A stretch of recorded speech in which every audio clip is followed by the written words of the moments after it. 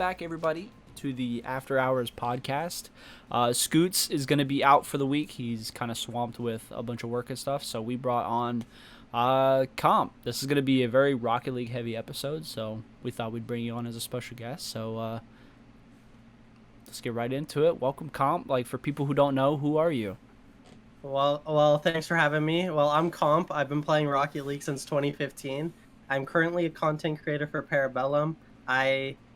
Most people will know me from Collegiate Rocket League. I compete for St. Clair in Windsor, Ontario, and we actually placed top 4 at the Worlds event, so that's really cool.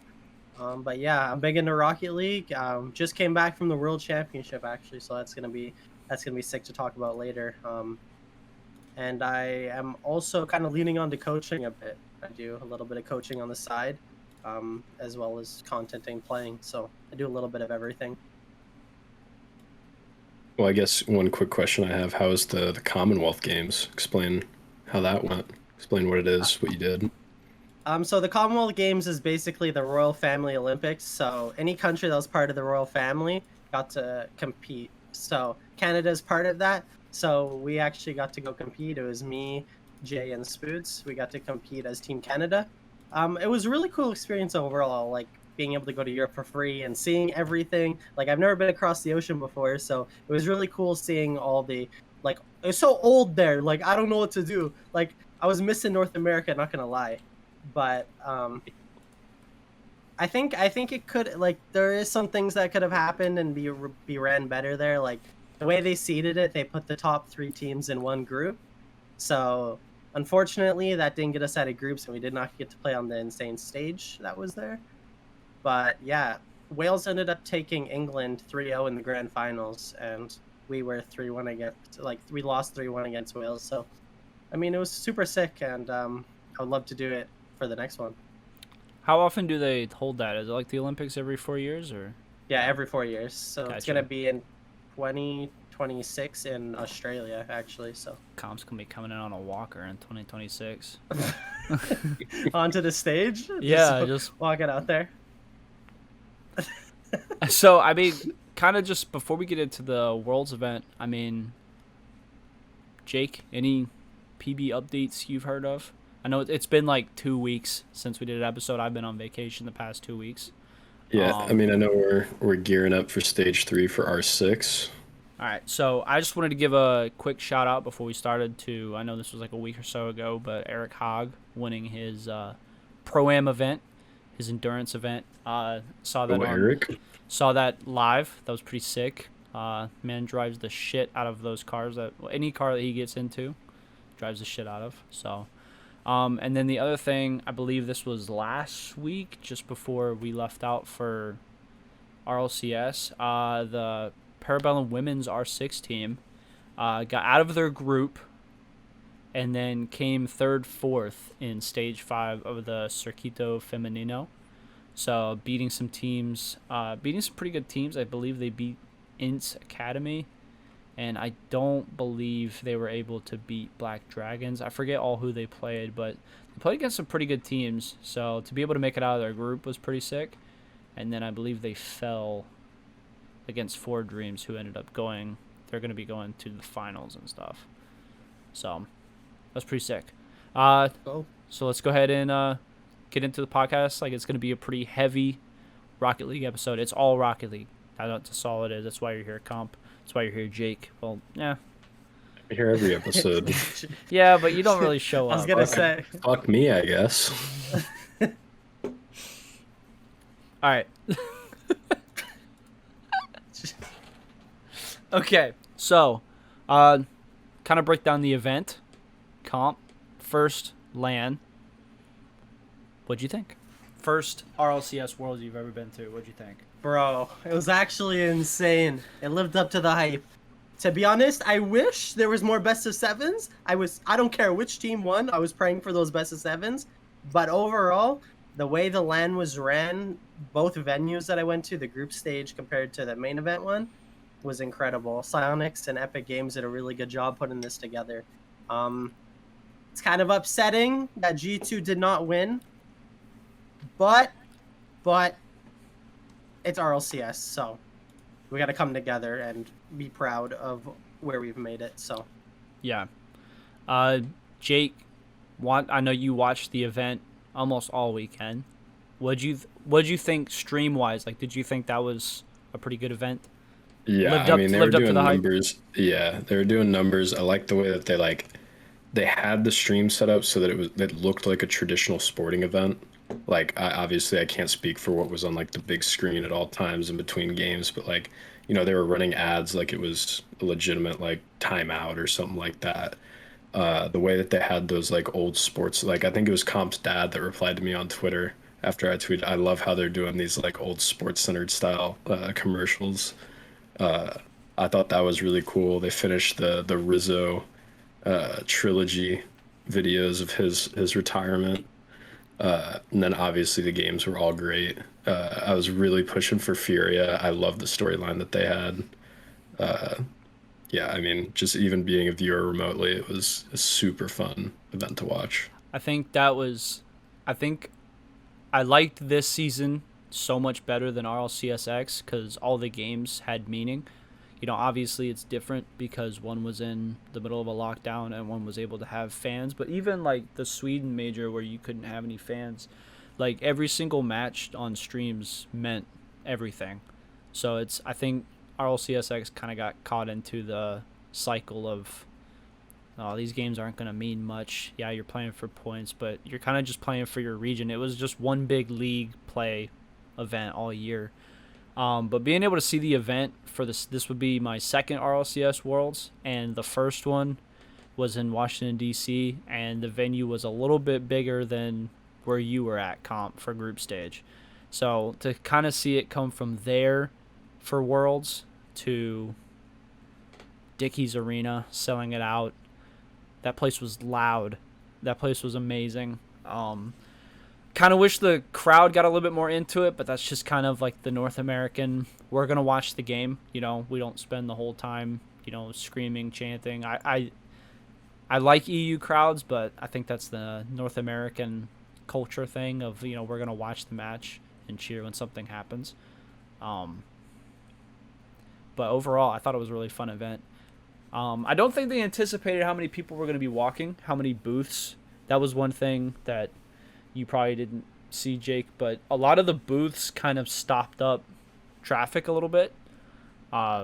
If there was less booths or they were like more spaced out, I think it would have been different.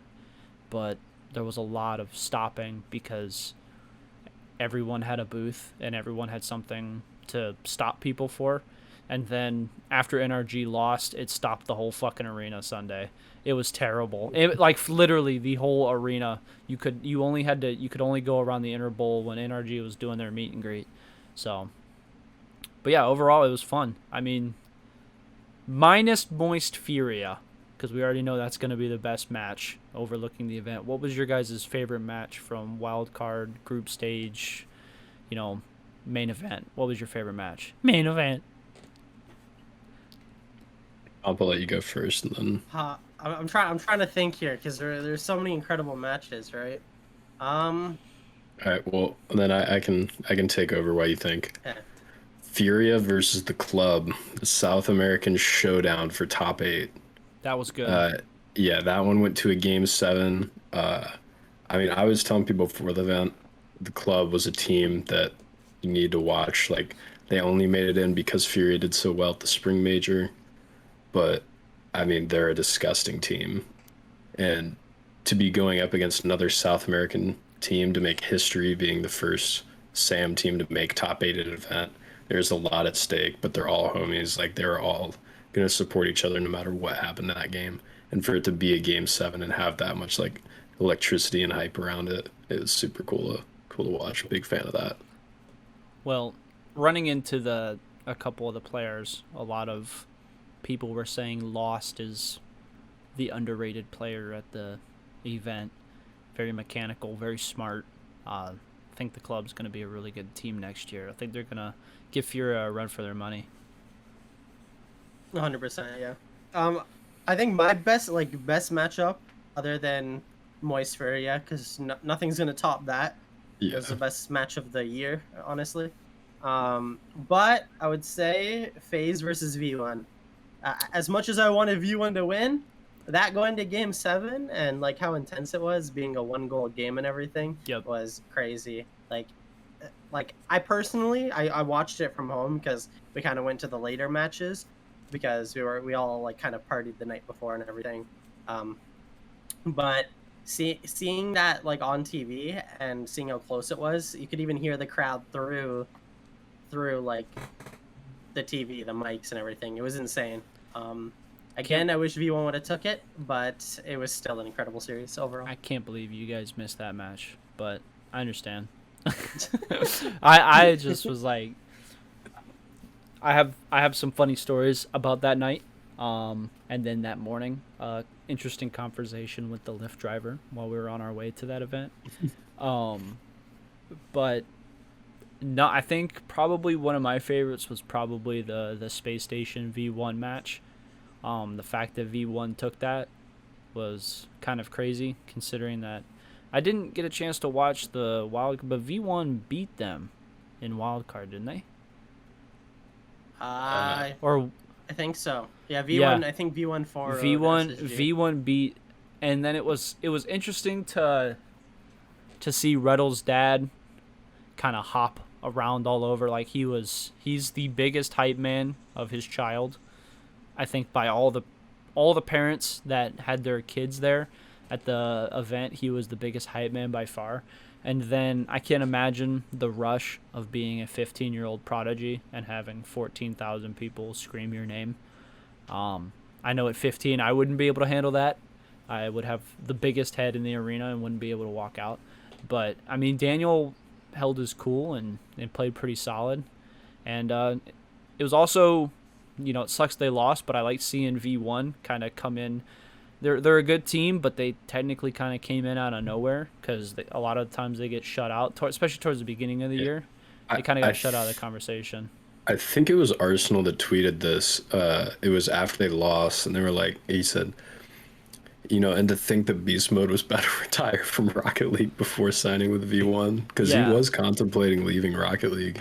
Like, he took a little break, and then, boom. He's very young, isn't he? Yeah. Well, so what happened? The story with Beast Mode, it was on Shopify Rebellion with Rapid in Memory, but there was a lot of things behind the scenes that was going on. So the way to get out of his contract, I have heard the rumors about tweeting. About that. He was tweeting and put out a tweet longer saying he was about to quit for like basketball or something, but he was just getting out of his contract because there's stuff going on with that. And then the prodigy rose to V1. Dude. Beast Mode to V1 was the best roster move of RLCS Season 11. Best move out there. Yeah. It literally, V1 boosted numbers to a top 3 NA team, top 4 NA team. And that SSG series, Beast Mode scored every single goal but one. Yep. Beast Mode is just the best player. I think one of the best players currently in Rocket League. I think they were saying that at the end of he was like 10 for 11 goals, and he was the missing piece because Torment's good. He's consistently good, but it's that boring kind of good of like he's not going to overcommit. It's that G2 BDS type yeah, of good. Exactly. It's just he's not going to overcommit. He's not going to starve himself a boost. He's going to make the right decision almost every single time. And with a player like that, you need the guy who is going to monkey the shit out of you off the wall, jump at you from the ceiling. You got to have that pressure. Whereas like Beast Mode and Calm are going to do that. Torment's going to make sure everyone's rotations are clean. And then Calm's going to get in your head and shit talk you from across the venue. But I think what even made that, like how Comp was saying that was the best like transfer of the season. Same goes for Oxygen. Them getting why am I blanking his name? Gimmick, yeah, getting Gimmick from V1, and that boosted Oxygen as well. Like I think that was just overall pure for both sides. Yeah, it was a win-win for sure.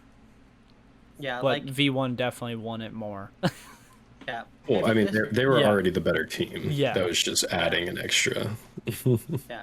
Like if you're kind of going back to Torment a bit, look at him how he was on C9 with Squishy and Gimmick. He had to be that rock World's solid defense. MVP. Yep. He literally was the brick wall and letting Squishy and Gimmick do everything. So he's used to that play style. That's how he wants to play, and that's what I don't benefits think me on one the on one. I don't think before beast mode he was kind of able to do that. They kind of relied on him to get into the scoring. So having beast mode come in, he's able to go back to his normal play style and thrive. So let's talk about the big one, Moist Furia. Where does that rank on your all-time RLCS games list? We going obviously top 10. We going I top think it's- 5, top 3, I think it's top 2. top 1. It's top 2. Top 5, maybe top 3. Yeah. I think if we're talking individual games, it's got to be top 2. I still think season 5 Dignitas NRG, and then I don't know if it was season 7 or 8 what's the one that Dignitas- went to? or Vitality NRG. Yeah, the one where oh my god, I can't remember his damn name. Yukio scored that overtime goal. It was like a defensive masterclass. Do you guys remember that? Oh, that was Where on it was Aquadome. shot on shot on shot on shot after shot, just both sides for what went on for like what 6 minutes, 7 minutes. Yeah. It was. I think. I don't know. I like that game, but I think I don't know. I think Moist Furia's got to be in top 3. I think it's mean, just like the stakes of it. Like, yeah, you know, the fact that they scored 2 goals in what, like 20 seconds to Yes. win that game. Yes. And it's in a game 7 against arguably the favorite to win Worlds. And it's a team coming from the SAM region that's labeled Moist as a wins minor that? region. Moist wins that, they steamroll to the grand finals. Yeah. That's, I agree. I think they beat BDS and they beat whoever. I think it changes the day. You know, I think G2 wins at that point. G2 wasn't ready for BDS. They Yeah. were expecting that Moist Furia playstyle. BDS compared to Moist Furia are totally two different playstyles. Yeah. So it's boring. G2 Like, was not ready for that. Yeah. They were ready for the flashier stuff, whereas they weren't ready for clinical textbook. We're just gonna out perfect you for 5 games. And you know, they dropped 1, but the 4 games they won, we're gonna just be more perfect than you could ever be. Passed by Joyo's mom literally right after that game, because I think all the Moist people kind of went down to go console them. I was really happy until it cut to Vatira on the desk, and I was just like, that fucking sucks. I mean, and I literally, you know, as passing by Joyo's mom, I told her, like, I mean, if the kids are beating themselves up, please tell them to stop, because it literally took a miracle for them to get beat. If they don't get beat, they're going all the way to the grand finals. Like, it literally took a miracle game by a miracle team to beat them. Yeah, I think it was Righteous J. He tweeted something that I really liked. He's like, yeah, you could see the camera pan to them, and even with 2 seconds, like, they looked at each other, fist bumps, and said, like, we got this. Like, Yeah. we can still do this. Like, they definitely, like, they got that dog in them. They're a fun team to watch. Mm-hmm. You know, I don't know if you could hear it, Jake, but the arena at the beginning of the match was moist. It was the entire arena was moist. First 2 games, moist. Furia calls a timeout, wins the next 2 games, and then everyone realizes, oh shit, this is a game we have on our hands. So then they started cheering for Furia because of the storyline. But I mean, after the event, when everyone's talking about the EU NA crowds, I think the EU team was the favorite at the event, Moist. Everyone wanted them to win. Moist and G2. So it's like... The one thing I love about Furia, though, what was the South American caster, something with a CH that was there? Chomko? I think his name is something like that. Oh my gosh, I gotta I look think it up. so. I have no idea. I didn't really say his name a lot. Chamako, maybe? Yeah, I think he was something like that. around I can't. Yeah. he was But electric. he was saying something during one of the timeouts, and he's like, yeah, Fury is known to play without comms, because one of their players, I don't remember which one, Chamako. blasts music. Yes. Chamako. Yep. They just blast music, so they practice scrims where he's muted and like deafened in a call, just blasting music. and they scream During the with timeout. no comms. During the What? timeout, And dude. they You didn't called the see? timeout. Yeah, They called a timeout so that he could change the song that he was listening to. that And was set a What? certain playlist. that was the reason for the timeout after the Yeah. 2 games was so he could change his music, and then they won the Yeah. next 2 games. Yeah. What? How do you play without comms? I don't understand. Yeah, he They're just turns his music full blast. Man had Juice World on blast. So. Like personally, when I was playing at LANs, like I listen to music at home when I'm playing. But when you're at a LAN, there's so much going on that I turned off the music because it was distracting. So seeing that he's blasting the music and Yeah. just, I don't understand. I mean, it's different freaks, from person dude. to person because once you just get into a flow state, especially if you've practiced and you know your teammates well enough, because they've been playing together for ages. Like I think Yan joined like a little over a year ago, maybe. yeah, his year was Yeah. 2 days after. And then the Worlds. other two, they've been playing for like since RLCS was allowed in 2017 in South America. So like they Yeah. all know each other so well, so they just get in a flow state that allows him to I pop mean, off with no comms. I That's mean, crazy. the utter shock that goal went in is probably a top moment in RLCS. Like just being there for that goal was just amazing because you could literally, after everyone was screaming after the goal went, like, you know, while I was recording because of the last 10 seconds of game 7, I thought it was going to go to overtime, so I got the whole goal on camera. But while I have the camera up, I'm looking around and everyone's just like this. Literally all 13,000 people are like, I cannot believe that just happened.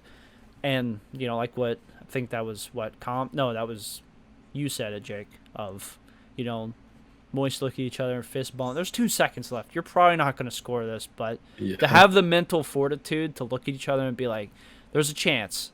That's huge. I mean, there's teams that have broken up. Like, if there's teams that have broken up and lost their mental for Yeah, dude, much there are less. teams that like lose in the lower semis of Group A and then drop a player before the tournament's even over.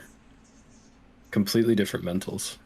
Are we talking about So SSG yes, here? so now we're done with the event overall. I think it was amazing. So let's get into that. Talk about that segue though. Not even 24 hours after the event, Reddles is kicked. The crazier Allegedly. thing... Allegedly. No, he's kicked. He got kicked by Arsenal. I'm going to say that right now.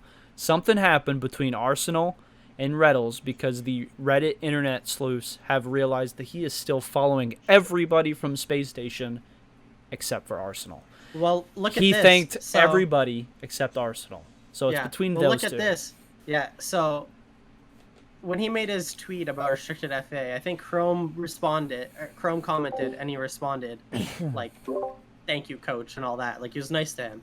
He said it wasn't the org. Nothing was part of the org. They didn't He even then know. Released a video. He then released a video on a recap of Worlds, and he thanked Daniel. There's So- only He one said- person he that was said never He said mentioned. all love to Daniel. And then he showed a clip where Reddles hit a flip reset bump, like against V1. Like it was a huge moment. It was the land match. Daniel fist bumps Reddles, goes to fist bumps Arsenal. Arsenal's just sitting there like, no fist bumps, nothing. He didn't care. Poor He's Daniel, just like, dude. he basically that series. I feel like Arsenal just gave up. He was just like, I think they could have won it if Arsenal was not being how he was that day. So I have a theory personally, Go ahead. right? So everybody knows how Arsenal was like puking up blood and stuff, like had to go to the hospital puking after each series, stuff like that. I think that even after he started to feeling a little bit better, his mental was just chalked because of how just drained he had to have been from that. And then Reddles was trying to like, because he's their IGL, he's their in-game leader. Like regardless of if you think there's a legitimate IGL in Rocket League, there is. He's trying to bring that positivity and bring his players up, and Arsenal just wasn't having it. And I think that could have lit a little bit of a spark, because before this event, like it seemed like they were all great. I Like in think previous lands, the energy was there. again, it's all speculations. He's gonna put out a video that explains more of it, Yeah, and it may come that's out. my theory. That's May my come theory. out this weekend. He's going to talk about what happened. But during the recap video, he made a comment that Arsenal asked specifically to not play. And Reddles said that that's not an option because we need you. And I think that could have started the unweaving, and other stuff happened behind the scenes. Again, it's all speculation. But I think that is the beginning of the end, and it all happened so fast. And then, I don't, like I said, I don't know what happened behind. I think that starts the unraveling of them, because it does. They look like they're all bros. I mean, you look up, you see Reddles and Arsenal screaming and high fiving. They're spinning Daniel around at events and shit. Like it's happy, but something was happening behind the scenes between those two, and Reddles is a scary player, so whatever team he goes to is going to immediately become successful. I don't know if I can say the same for Arsenal and Daniel. I think Reddles was the piece that not made them good. They're each individually good, but having a good leader, having a good leader is what's going to set the teams apart. I mean, he was their best performer at LAN. Yeah. Easily. Well, you could tell. LJ is going to be scary, though. Yeah. LJ is a very, very scary player. I mean, you've played against him. Since the winner split, he's been a top prospect. There was actually kind of rumors before SSG got top 4 at the LAN. There was rumors of LJ for Reddles, like back then, but then they performed well, so they kept the roster. But there was rumors, so it's been stirring up for a bit now. But no, LJ, every team has been looking at him for the past probably 6 months now. From Oxygen, he's been really scary. He plays a big part on why Oxygen does well. He's kind of like that young mechanics guy. The thing is I don't know how it's going to work on SSG with LJ, Daniel, and Arsenal. They are all very aggressive players. They all want to be stars, right? I think Daniel will probably have to take that third man back a little bit. I don't know if LJ will, but I know one of those two will, because Arsenal's that big demo guy. He's huge for his demos. He's going to be up. That's really what he's been doing for the past 2-3 years now. Do you think it could be an NRG situation, like when they first brought on Squishy? We'll have to see, because they have that Garrett G there for the mental, like the IGL, like you were saying. I don't know who's going to be the IGL of, because Arsenal's really, sometimes he's there for the mental, sometimes he's not. It really depended on Arsenal some days for if they were going to win or not. Like during the winter major, during the spring major, the times where Arsenal wasn't hyped up, they lost. The times where he was just sitting there, he was ready, he was locked in, he was hyping up, he was streaming, they were doing well. So especially with all the hate he's getting, he's not going to have a lot of the crowd now. We'll see how long that lasts. But yeah, depends on Reddle's recap video. I think if it's a lot of negativity towards Arsenal, it might not look good on him for next season. So I don't know how SSG is going to look. On paper, they should be doing really good with LJ, but I guess this game has a lot of mental side to it. So we'll have to see. If I were Daniel, it's very easy to say for me, being almost, I think I'm 9 years older than him. But him realizing he's the youngest, he's going to have to take a step back and really know who's there for him. Because at 15, you're already one of the best players in North America. He's moldable. He doesn't need to be molded into the wrong player for his play style. I think he really probably needs it, because everyone was, when Reddles first said, it was the players, and he thanked everyone but Reddles, or everyone but Daniel and Arsenal, I think some conversation happened, and, Daniel's just going to go along with, whoever. He's the youngest, he's the newest, he played very nervous at the event, so I think he's just going to kind of go with what's best for himself at the time. But I think he needs to take a step back and look of who's going to be in my corner, because Daniel's got a long career. Don't ruin it by staying with someone who has a shitty mental. Who is he gonna, if he turned on Reddles, if that is what the case was, and Arsenal, booted Reddles for some shit that happened months ago or unwoven it, is he going to turn on Daniel next and next season kick him? Or you never know. So I think he needs to take a step back and really know who's in his corner. But that's hard to do at 15, to have that kind of self-recognize, like who's on my side, who's not. So yeah, that's what really sucks about the Reynolds situation is he had such a big impact on Daniel, because he is a great mentor to have in that space, and to not have that and to bring in another prospect that's not as experienced per se isn't going to have the same influence as somebody like Reynolds. And then again, it brings up like what Comp said, it really depends on how Arsenal acts for the upcoming season. Yep. The whole next season, if that is the team, Arsenal, Daniel, LJ, that's going to be a very emotional-based team.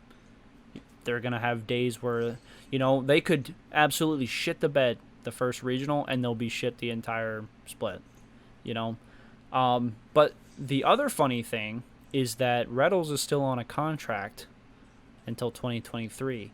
So it could be he's a restricted free agent. Could be to the point where I don't know if they will, but SSG might step in and make a swap, or it could be flipped totally on its head. Or now that Miss is a free agent as well, a revival of the Peeps potentially. And I've heard some rumors, because Mist is debating on if he can stay on Optic or not, so it might be Mist, Reddles, and possibly Gyro again coming to Optic, maybe starting their own thing. What do you can't say anything, can you? Because you have heard something. You have heard something. I can't say anything. It's a good roster, man. It's gonna be a solid one. I'm telling you right now. Justin. Nah, so it's gonna be a solid one. So he has no business in SSG. Oh, right. Is that what you're saying? There's no feasible way he's staying with SSG. I don't know anything about that, but I don't think that'll happen due to SSG kind of already has Chrome, Daniel, Arsenal already under contract. I think it'll be too much work for them. Yep. They'll lose more money than they'll gain, because that's fair. Those players have buyouts, and if they just cut their contract, they lose those buyouts. Especially for someone like Daniel, they want to keep someone like Daniel. Yeah, you want to keep him around for as much as possible. He's a big asset for them. Yeah. Did you guys see Kago's clip from his stream? Where he was talking about... He's like, oh yeah, massive shakeup. Phase 3-man roster change with Optic switching 2 players, and just like literally renamed every team for NA, and there were people freaking out. Just people thinking it was real. Yeah. Yeah, I saw that. That was, and then after the whole Reddle situation, he had that huge stream, and Chicago was like, "Yo, G2, can you kick me, please? I gotta make this bag." Yeah. I think he had like I think he got like 1,000 subs that day. 2,300. 2,300 subs. 2,300 and like 5,700 followers. Holy shit! I thought it was at 1,000. Oh my god. He put a screenshot up on Twitter. Hey, Llama, if you're hearing this, kick me, please. Jesus. I need to make some money. No, I'm just kidding. But, no, I think so. What do you guys think about NRG? You think that's it? I think it's wraps for NRG at this point. Who do you think's leaving? 2 people? There are obviously 2 people aren't leaving. I think 2 people leave and they build around another player.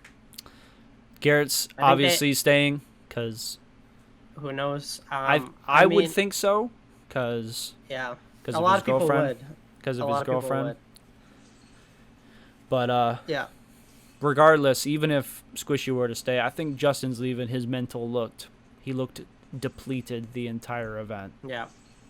It's weird with Justin. Justin's a really good player, but I feel like ever since he got that win, that's what he wanted. He wanted that World Championship win.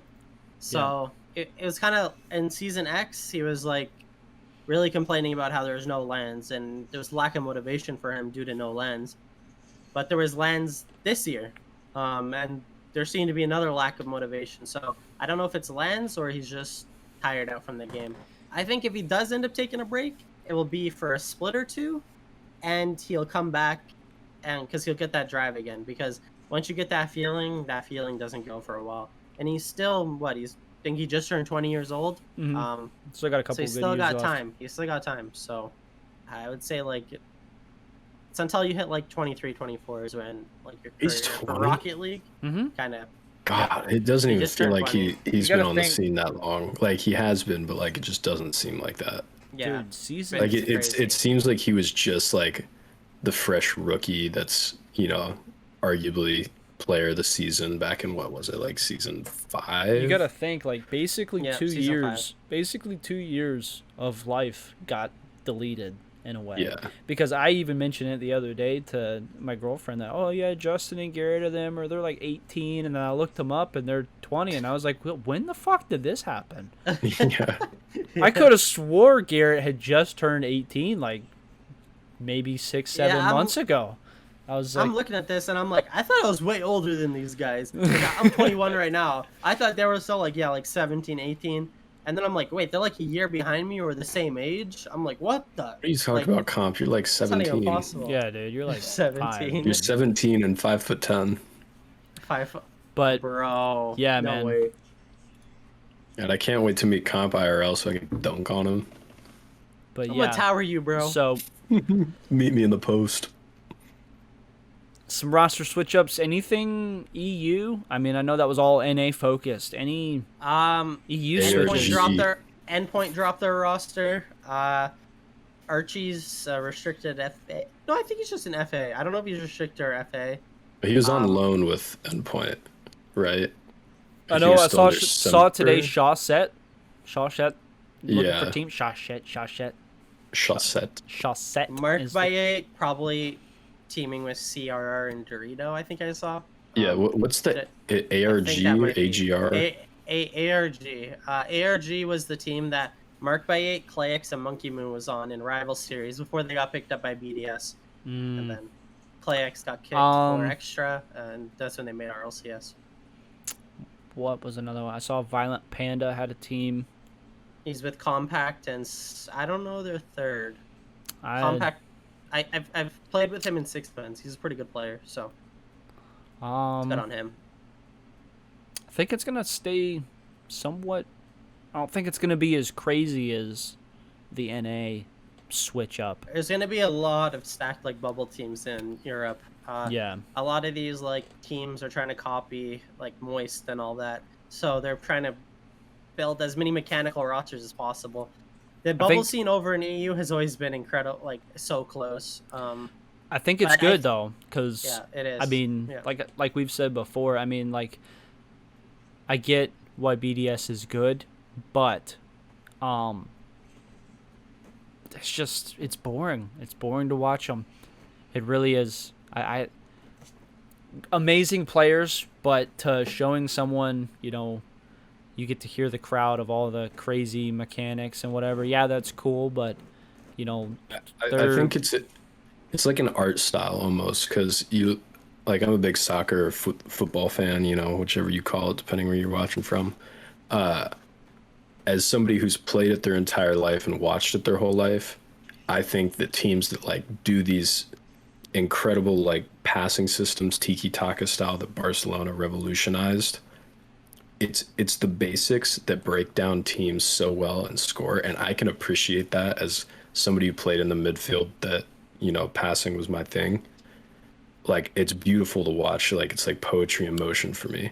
But then you look at teams like PSG where they have Messi, Mbappe, Neymar just doing flicks and tricks, and it's like this spectacle to watch.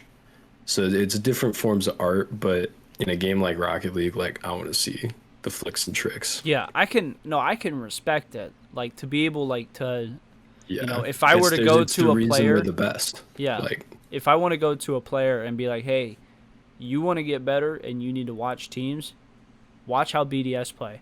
They don't overcommit. They know where each other are all the time. They don't do stupid things. They just don't. And if they do stupid things, it's for one game, maybe two. Yeah, but those mechanical teams, like say FaZe and Moist are the teams that take down BDS. Yep. Because G2 again has that team playstyle. Like you have Atomic, yeah, all of them, Atomic, Chicago, JNAP, all of their moments where they're mechanically really good, but that's just kind of like the NA playstyle in a way. But I think they're more of the most like rounded, like team rounded type of team in NA. Like I said, I feel like if FaZe went up against, like if FaZe beat G2 and played BDS, I think FaZe would have took it just because of how mechanical they are and how fast they are. Yeah. I wanted G2 to win. Like G2's the team I wanted to win. But playstyle wise, I feel like if FaZe went up against BDS, BDS was done. I think that was the only thing I didn't like about the event, because if someone walked up to me and just looked me in the face and was like, hey, the grand final is going to be G2 BDS, I'd be like, oh, fuck, thanks. I don't have to watch the event. Like, thanks for telling me. Like, I could, anyone could have predicted that. I loved how the event turned out, but I don't know. I want to see something crazy. I want to see like the club get top 4, or some crazy shit. But I thought the event was amazing. So props to BDS. One final thing, we ranted about the event for a while. It's kind of been talked about by some of the bigger people. I know Lawler made a video on it. What's funny enough is we have actually spoken to some of the people at this team. But the whole meta power situation. You're muted, Jake. You fucking idiot. So, the whole meta power situation, and again, not to throw shade at any of the other people that, do things there, because we passed by a good bit of them at the event, but most of the people that I've talked to that are at that org had no idea this was going on. They just do Rocket League videos. They do content creation. They have no idea that this was happening to the team. But in case you guys didn't see, we got to tell them that MetaPower was apparently not paying their players. We don't know the amount. We don't know whatever, but some sort of agreement was met to where they were supposed to be paid, and they weren't. The coach, player coach, sub, put out a tweet longer a couple days before the main event saying that, hey, we haven't been paid. I think he went about it the right way. I don't know if you read his tweet longer comp, but he wasn't forceful about, hey, why the fuck you guys aren't paying us? It was like, hey, any updates on the payment? Hey, a couple weeks go by. Hey, any update? Like, he wasn't very forceful about it. He wasn't immediately assuming that they were being shoved under the rug. He was more or less being like, hey, my boys over here, one of them can't play Rocket League for a week because he hasn't been paid, and he doesn't have enough money to buy a cord. He's got to wait until his dad flies back from, I think one of his players is like a Belgian national or whatever, so they're in the process of moving I don't know if it's for work or what, but he had to go over to Belgium, and then he could get his cord and play. But he missed Rocket League for like a week and a half because he didn't have enough money to buy it. So, we know, because we're all very into the esports side, the not paying or the lying about paying happens all too often. Jake, if we were allowed to, how many rosters did we talk to this fucking year? Let me put it this way. There's a reason that things below tier 1 esports, whether it's organizations or the esport itself, and I'd say below like upper tier 2 teams, there's a reason most of it is volunteer work. And it's because that these organizations do not have the money yet, to be said. Like, they can obviously grow in sponsors, grow in equity, all that, until they have the funding. But most of it is sponsor work because they don't have the funds for it. And when you bring in a new region for an esport, there are teams that want to take advantage of these new professional players. So when you look in the APAC North, South, SSA, MENA, any of those that have never been on a professional contract, they've never, been in a position to be receiving monetary gains for playing for organizations, they get taken advantage of. So if you are a new player, reach your contract, reach out Yes. to other pros. Yes. Doesn't matter what region. And I'm gonna make my own post when this goes live, because that, like I said, if we could talk about it, the amount of teams, rosters, whatever that were leaving orgs in the middle of whatever that they were like, yeah, the reason why we're leaving is because we're not being paid. Please don't tell anybody, because we're the only people that know. Like if we just started saying, oh, XYZ org, this org, that org, not paying their players, everyone knows, well, the player told you. So then there could be retaliation on the player. But the amount of rosters we've talked to this year from all regions. I don't have enough fingers and toes to count on. Exactly. And it's ridiculous.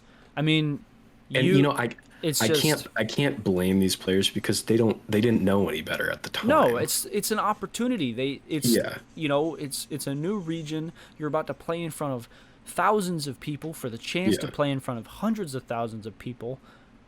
You don't read the You contract. think about it like comp. Let me put it this way: in NA, all these rank B teams that they form up a squad and they're like looking for org. Rank B teams aren't getting paid, rightfully so, because they're not bringing anything to the table. But they want to play under an org because it's cool, and maybe they can get a jersey or something like that, and like GFX for Twitter, Twitch, stuff like that. And it's cool to be a part of a team. But like when you actually bring value and you're playing for money and viewership that brings in sponsors for these teams and you're not getting payment, that's a whole different story. Yep. Well, like And- it's happened to me. Remember? Yeah. So once when I was on a organization called Mamba Mode Gaming 2 years ago. Oh yeah. Yeah. Monkey Mode Gaming. And it wasn't even like I read my contract. I had my buddies who are lawyers look over it, everything. Had all that done, right? I got paid the first 2 months. First 2 months, all good. We dropped the team. He kept me on. He also had a pro Valorant team at the time too. Like this Valorant team was winning like tier 1 events and everything like that that were considered in the scene. There was no VCT or anything like that at the time, so there was just like these 10K tournaments and all that, and those were your big ones. And they were winning them. So it was around like I don't even know, like it was around December of this, like 2 years ago. And he totally disappeared, like off the face of the earth. He owed the Valorant team like prize winnings contract. He owed them like 20 grand. And then he owed me like a few grand, right? Just totally disappeared and came back with some excuse, like tried telling us a lie to why he disappeared. But the Valorant team actually contacted his family and figured out that he was just lying to us. Just didn't have the funds, and it can happen to anyone, literally anyone. Well, gotta and that's the trust. thing is it's very hard as a human to admit I fucked up. I fucked up. So when you have those, you'll have a lot of them don't go into those regions with the intention of fleecing people. Some of them do. There's a couple of them that do. Like, my biggest issue with the whole meta power thing is the way that Lunchbox spoke behind closed doors to his own player. Snide comments about, well, maybe I'll just get a roster that appreciates that or understands things happen. Or maybe I think I'm paraphrasing this as a slight quote, but it was very frustrating. He said, well, we might consider your roster after this is done, but I think I want to consider APAC a wash with all of the egos and whatever. It's like, you're not paying your people. You have no right to insult me, who's not being paid. Fuck you. That would be my response, is you're not going to talk to me like that. Fucking pay me. I'm not as nice as Trill. I'm a little bit of an ass when it comes to that shit because it's infuriating, the amount of rosters we've talked to. It's making my blood boil right now because I'm just thinking of all the teams that we've talked to, all the players, all the opportunities that have been ripped away from people, all because some guy wants to lie. So with that being said, I've had conversations with other people in the APAC region. One of them I want to point out, you might actually know, Jake, is Wolfie, Too Hot, owner of Godspeed. Comp, I don't know if you know them, but he's one of those people. It's a brand new organization, but me and him talked for about 40 minutes, an hour, and he straight up told me that they don't have a lot of money. They're running out of their own pockets right now. And they tell players that. Some of them in the past have played for free, have offered to volunteer just for a jersey. Tell people that. I would much rather play for a team that tells me up front, "Hey, we're trying to get sponsors right now. Are you guys willing to volunteer, willing to play? I understand it's a new region, but let's grow together." I will much rather take that than getting fucked behind my back and get money ripped away from me. Don't want to be lied to. Just tell me straight up. If you don't have the capital, it's esports. It's a new region. I understand. We're going to grow together. So if Wolfie does watch this, shout out to Wolfie. I had a very good conversation with him. We talked for a while about APAC, SSA, all the teams, everything. So I appreciate that. I respect that a lot because it takes a lot as a person, as an owner, as a manager to say something like, "Hey, not going to lie to you. We don't have a lot of funds to be able to do the big things, but we're working on it." I appreciate that. So, rant over. You're muted again, dickhead. Every time I open a drink, I mute my mic so it doesn't hear like the crackle. So, rant over. That's it. Y'all can have the rest. I'm gonna use MetaPower as the example because this is like into the public eye now. Everybody knows about this. If you are a professional player in doesn't matter what region, but if you're in a top team in a region, that is essentially your job. Your job is to perform and play. Like that's what majority of your time is spent doing: scrimming, replay review, competing. Think like if you worked at, Walmart and you worked 40 hours a week and they just weren't giving you a paycheck. Fuck Walmart. I'm leaving. Pay me. Yeah. So like it's just, in my eyes, it's so scummy and you're just taking advantage. Like, I feel so bad for Scooter. I don't know if we censor stuff or whatever, but that's probably the angriest I've gotten on the podcast. Most F-bombs, whatever. But that shit is so infuriating to me, especially for a new region, because, and I'm not gonna I don't want to get it taken as, talking down to. But when you think of the Asian Pacific region, some of these countries, if that could be their only option. Yeah. Is getting paid or not. Some of these countries, some people need it. There's a couple players in the SAM region that they're not in good situations. And them being on those teams are able to get them out of it. Same thing with APAC, same thing with any region. So just in general, pay your players if you're going to say you're paying your players. But especially for some of these people that are in the newer regions, some of them are not living in the best circumstances. So why are you fucking them over? I mean, that's a great example. Like, Richarlison is a football player in England. He's Brazilian, plays for Everton. He literally just posted out a video where he's like, "Yeah, this was my only option.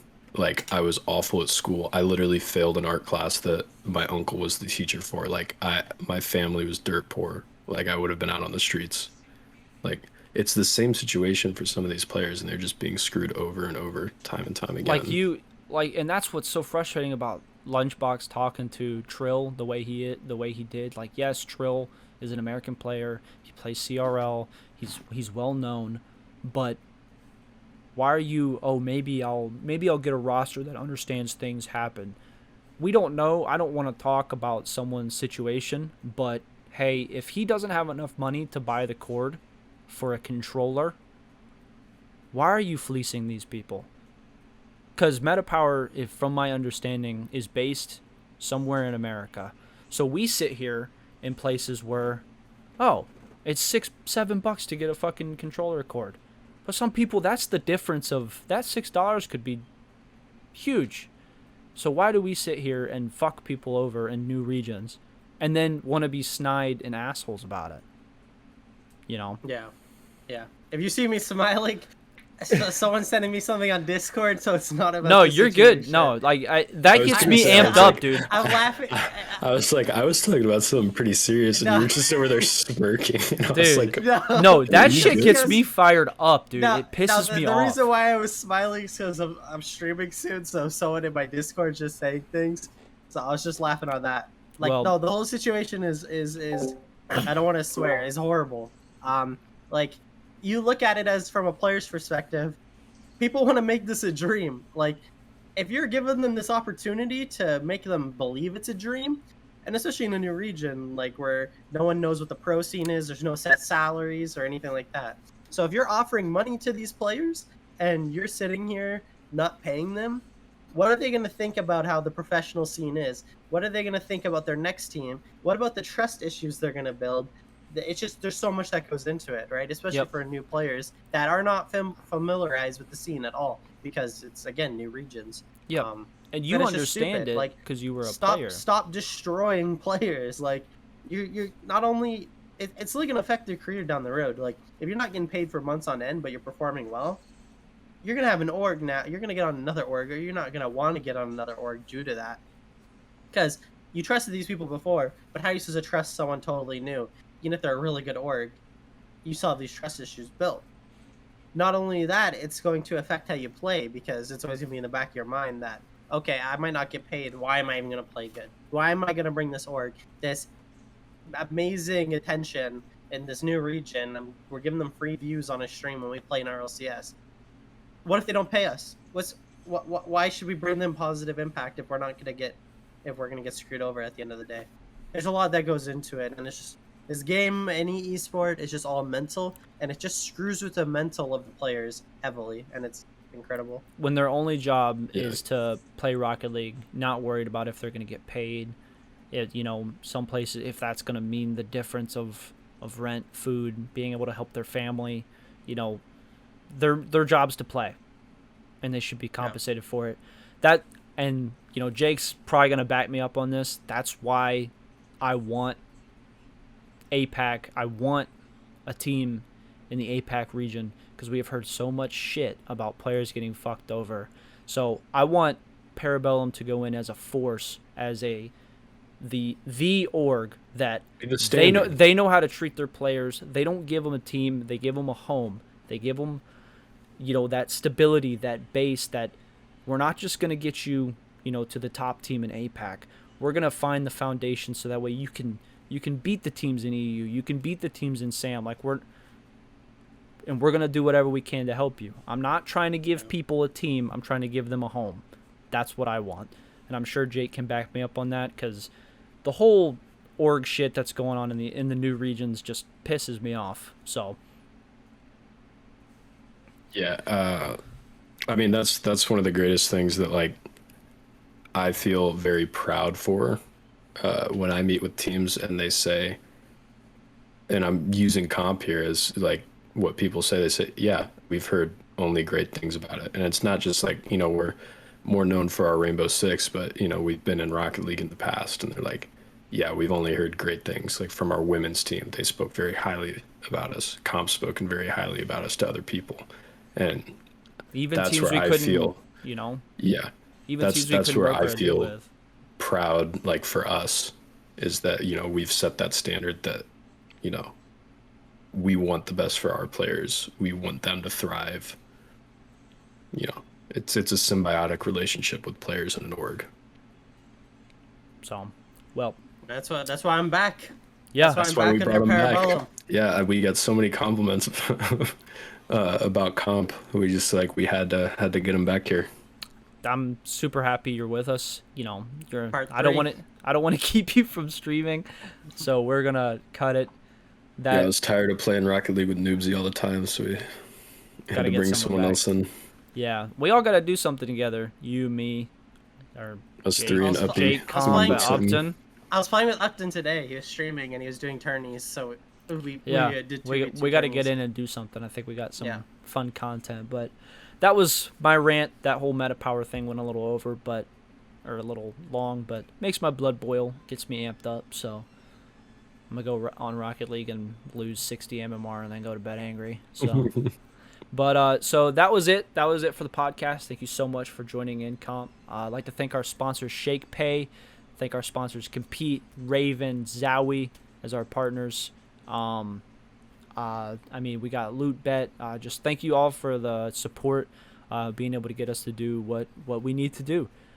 So, anything else? Any final closing comments? I mean, throw your socials in. Yeah, Where go can I ahead and throw find the you at? socials. I have to shout out Upton because he told me to, or I was gonna get in trouble. So there you go, Upton. I know you Love watch Uppy. these, like he said. So you better actually watch it, or that was a useless shout out. Yeah, we'll shout out to Twitter, comp_RL, the Twitch, comp_RL. Usually most of my stuff is just comp_RL, so I post a lot of stupid stuff on Twitter. Not really. We'll sometimes, but yeah. Okay. Yep, and all of our links will be listed below. We'll consider throwing in Upton's list, or his links, if we're feeling like it. But yeah. All right. So, thank Thanks for you having guys me. so much for watching. Peace out. Later.